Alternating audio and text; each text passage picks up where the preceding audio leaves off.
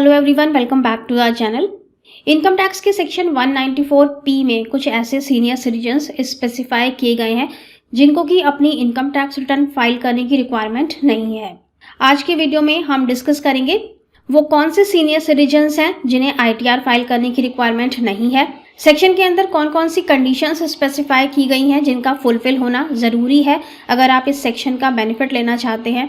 सारी conditions fulfil हो रही हैं तो आपका TDS कौन डिडक्ट करेगा या फिर आपकी इनकम टैक्स रिटर्न कौन फाइल करेगा, TDS का रेट कितना लगेगा और इस सेक्शन का बेनिफिट लेने के लिए आपको कौन सा फॉर्म सबमिट करना होगा। चलिए स्टार्ट करते हैं आज का वीडियो। तो इनकम टैक्स रिटर्न फाइल करने की रिक्वायरमेंट किसे होती है? जिन भी लोगों की इनकम बेसिक एग्जेम्पशन लिमिट से ऊपर जाती है उन्हें इनकम टैक्स रिटर्न फाइल करना कंपल्सरी है। बेसिक एग्जेम्पशन लिमिट कितनी है हमारी? अब हमारी दो रिजीम हो गई हैं, एक है ओल्ड रिजीम और एक है न्यू रिजीम।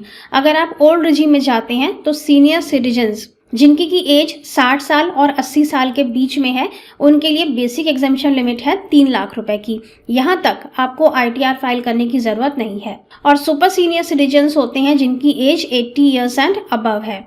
इन लोगों के लिए बेसिक एग्जेम्पशन लिमिट है 5 लाख रुपए की। इसी तरह से अगर हम न्यू रिजीम में जाते हैं तो यहाँ पर सभी कैटेगरी के लोगों के लिए बेसिक एग्जेम्पशन लिमिट है 3 लाख रुपए की। ये है हमारी बेसिक लिमिट जहाँ पर हमें ITR फाइल करना ज़रूरी है अगर हमारी इनकम इस लिमिट के ऊपर चली जाती है।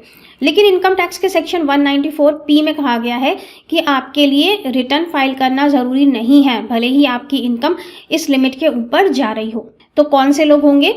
सेक्शन एप्लीकेबल है सिर्फ उन लोगों के ऊपर जो कि 75 ईयर्स एंड अबव हो चुके हैं प्रीवियस ईयर में। मतलब अब हम असेसमेंट ईयर 24-25 की ITR फाइल करेंगे। असेसमेंट ईयर 24-25 के लिए जो प्रीवियस ईयर हुआ वो हुआ फाइनेंशियल ईयर 23-24। तो अप्रैल 23 से लेकर के मार्च 24 तक में अगर आप 75 ईयर्स या उसके अबव हो गए हैं तो आप इस सेक्शन का बेनिफिट ले सकते हैं। लेकिन ये सिर्फ एक कंडीशन है। अभी आगे जो हम कंडीशंस डिस्कस करेंगे वो कंडीशंस भी फुलफिल होना ज़रूरी है इस सेक्शन में एलिजिबिलिटी के लिए। दूसरी कंडीशंस क्या आती हैं? पहली, रेजिडेंट ऑफ इंडिया NRI के लिए ये सेक्शन नहीं है। दूसरी, आपकी इनकम सिर्फ पेंशन से होनी चाहिए और इंटरेस्ट इनकम होनी चाहिए। इंटरेस्ट इनकम जैसे कि बैंक में सेविंग अकाउंट है या FD बनवाई हुई है तो उससे आपको इंटरेस्ट इनकम आनी चाहिए। सिर्फ ये दो इनकम होनी चाहिए आपकी, पेंशन इनकम और इंटरेस्ट इनकम।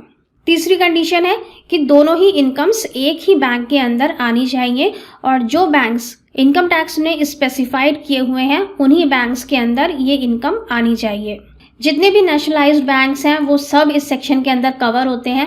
तो किसी भी नेशनलाइज्ड बैंक में आपकी इनकम आ रही है, सेक्शन आपके ऊपर एप्लीकेबल हो जाएगा, आप बेनिफिट ले सकते हैं। चौथी कंडीशन है कि आपकी कोई भी अदर इनकम नहीं होनी चाहिए, जैसे कि कैपिटल गेन से इनकम हो, शेयर मार्केट में आपने कुछ पैसा लगा रखा है या फिर आपने प्रॉपर्टी की सेल की है वहाँ से आपको कैपिटल गेन हुआ है, या फिर आपकी बिजनेस इनकम है या प्रोफेशनल इनकम है या फिर आप फ्रीलांसर हैं। तो कोई भी अदर इनकम आपकी नहीं होनी चाहिए। सिर्फ आपकी दो इनकम होनी चाहिए, एक पेंशन आ रही हो और दूसरा इंटरेस्ट आ रहा हो, और ये दोनों भी आपके सेम बैंक के अंदर ही आने चाहिए।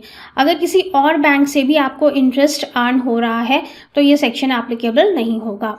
इसके बाद ओनली वन बैंक अकाउंट, आपके पास सिर्फ एक ही बैंक अकाउंट होना चाहिए, यही वाला जिसमें कि आपकी पेंशन आ रही है और इंटरेस्ट इनकम आ रही है।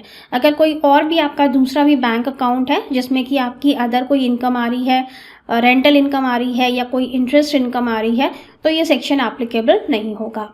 तो ये 5 ऐसी कंडीशंस हैं, अगर आप ये फुलफिल करते हैं सेक्शन का बेनिफिट आप ले सकते हैं और आपको अपनी इनकम टैक्स रिटर्न फाइल करने की ज़रूरत नहीं होगी।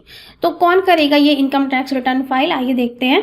जो भी कंसर्न्ड बैंक है जहाँ पर कि आपकी पेंशन इनकम आ रही है और इंटरेस्ट इनकम आ रही है वही बैंक आपका TDS डिडक्ट करेगा। और वो कैसे डिडक्ट करेगा? तो इसके लिए आप उस बैंक को इन्फॉर्म करेंगे आपकी जो भी इनकम्स हैं, आपने जो भी इन्वेस्टमेंट्स किए हुए हैं सेक्शन 80C में या 80D में आप कोई क्लेम लेना चाहते हैं तो अगर कोई आपके इन्वेस्टमेंट्स हैं या डिडक्शंस हैं जो आप इनकम में से घटाना चाहते हैं तो वो इनकम्स, डिडक्शंस, तो सारी चीज़ें आप एक फॉर्म के थ्रू बैंक को सबमिट करते हैं, एक डिक्लेरेशन सबमिट करते हैं और अकॉर्डिंगली बैंक आपका TDS डिडक्ट करता है। तो बैंक किस रेट पर आपका ये TDS डिडक्ट करेगा? आप जो भी इंफॉर्मेशंस बैंक को प्रोवाइड करेंगे उसके बेसिस पर बैंक आपका कंप्यूटेशन ड्राफ्ट करेगा, आपके टैक्स का अमाउंट निकालेगा, कितना टैक्स बन रहा है, और उसी हिसाब से वो आपका टीडीएस डिडक्ट कर लेगा। एफडी के इंटरेस्ट पर जनरली 10% का टीडीएस डिडक्ट होता है, लेकिन यहाँ पर ऐसा जरूरी नहीं है कि बैंक 10% का ही टीडीएस डिडक्ट करे। आपकी इनकम के अकॉर्डिंग आपका जितना भी टैक्स बन रहा होगा उस हिसाब से बैंक आपका टीडीएस डिडक्ट कर लेगा कि कोई भी एडिशनल टैक्स आपको जमा ना करना पड़े। तो ये डिफ़र भी कर सकता है, हो सकता है कि 10% ना हो, आपके स्लैब रेट के हिसाब से आपका बैंक टीडीएस डिडक्ट कर लेगा। एक छोटा सा एग्जाम्पल देख लेते हैं कि किस तरह से सेक्शन एप्लीकेबल होगा। मान लेते हैं कि एक मिस्टर ए हैं जिनकी की एज 77 ईयर्स है। इनका एसबीआई में एक अकाउंट है जहां पर कि इनको पेंशन मिल रही है 6 लाख रुपए की, और उसी बैंक अकाउंट से इनको इंटरेस्ट भी आ रहा है 2 लाख रुपए का। इनका और कोई अदर अकाउंट नहीं है और सिर्फ इनकी यही 2 इनकम है, पेंशन आती है और इंटरेस्ट इनकम होती है। तो क्या इनके ऊपर सेक्शन 194P एप्लीकेबल होगा? इनके ऊपर हो जाएगा एप्लीकेबल, क्योंकि सारी रिक्वायरमेंट्स फुलफिल कर रहे हैं। वहीं एक मिस्टर बी हैं जिनकी की पेंशन आती है पीएनबी में और इंटरेस्ट आता है एसबीआई से। इन्होंने अपनी जो एफडीआर्स हैं वो एसबीआई में करवाई हुई हैं। तो यहाँ पर मिस्टर बी 194P की एलिजिबिलिटी रिक्वायरमेंट्स को फुलफिल नहीं कर रहे हैं। इनके 2 अकाउंट हैं, पीएनबी में भी है, एसबीआई में भी है, और एट द सेम टाइम इनकी जो इंटरेस्ट इनकम है वो सेम बैंक से नहीं आ रही है, किसी और बैंक से आ रही है। तो मिस्टर बी सेक्शन 194P के लिए एलिजिबल नहीं है। आइए देखते हैं कि कौन से फॉर्म में आपको ये सारे डिक्लेरेशंस बैंक को सबमिट करने होंगे और उसमें क्या क्या इन्फॉर्मेशन सबमिट करनी पड़ती हैं। फॉर्म नंबर 12 BBA, इसमें आप डिक्लेरेशन सबमिट करते हैं। बहुत ही सिंपल सा फॉर्म है, कोई ज़्यादा इसमें रिक्वायरमेंट्स नहीं है। आपको क्या क्या देना है, यहाँ पर नेम एंड एड्रेस देना है, पैन नंबर या फिर आधार नंबर देना है, प्रीवियस ईयर, कौन से साल के लिए आप इस सेक्शन के लिए अप्लाई कर रहे हैं।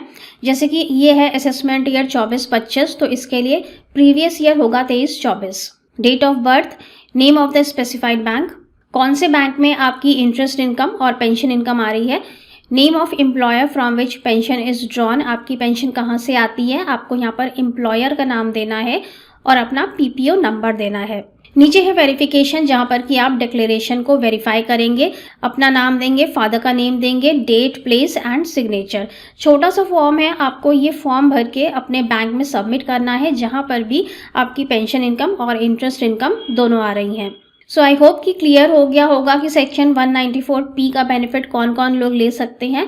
Thank you so much for watching this video. I hope कि वीडियो आपके लिए यूजफुल रहा होगा। मिलेंगे नेक्स्ट वीडियो में। चैनल को सब्सक्राइब जरूर कर लीजिएगा। वीडियो अच्छा लगा हो तो लाइक एंड शेयर कर दीजिएगा। Thank you so much. Bye bye.